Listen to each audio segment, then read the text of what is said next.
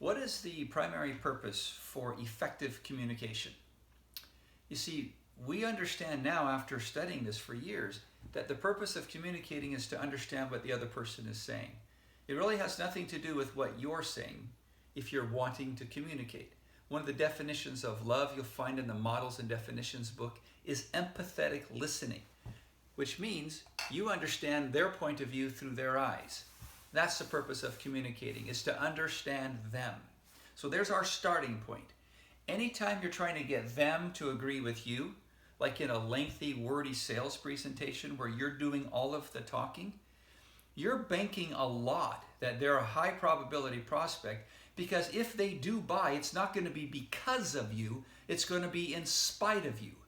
Because when you move into an oral diarrhea position because you're so nervous that they might say no, or because you are so smart that you have to give them all this information because you don't know how to connect, that's something that is learned, because you're lacking the capacity and the ability to actually sell or to teach.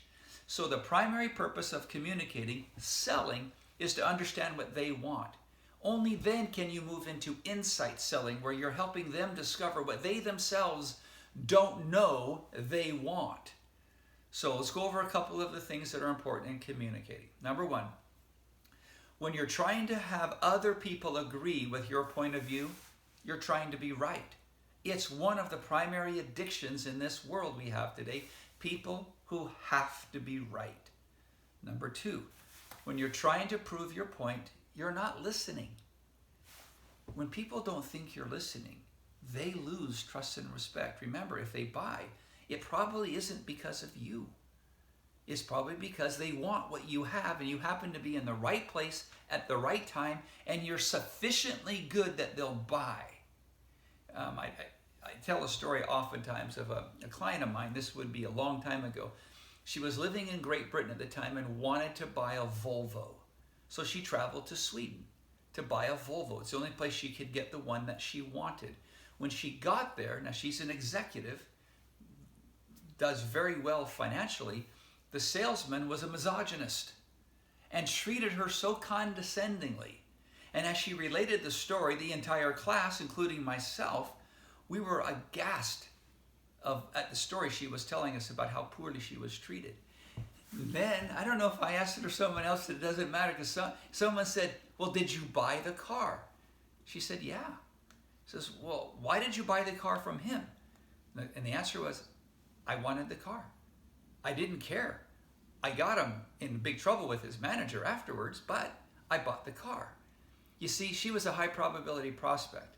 Had she not said anything to the manager afterwards, he would have gone home. See, I did it again. Treated that girl just like she deserved. When you're not listening, when you're trying to be right, there's our problem. And when you're not listening, you're not present. And if you're not present, you can't develop trust and respect. Everything hinges on trust and respect.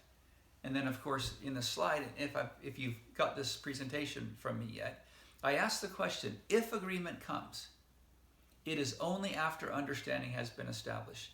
What's the most important word? If agreement comes, it is only after understanding has been established. 9 times out of 10, people will say, well, the most important word there is understanding. And it could be. But one way to look at it is if.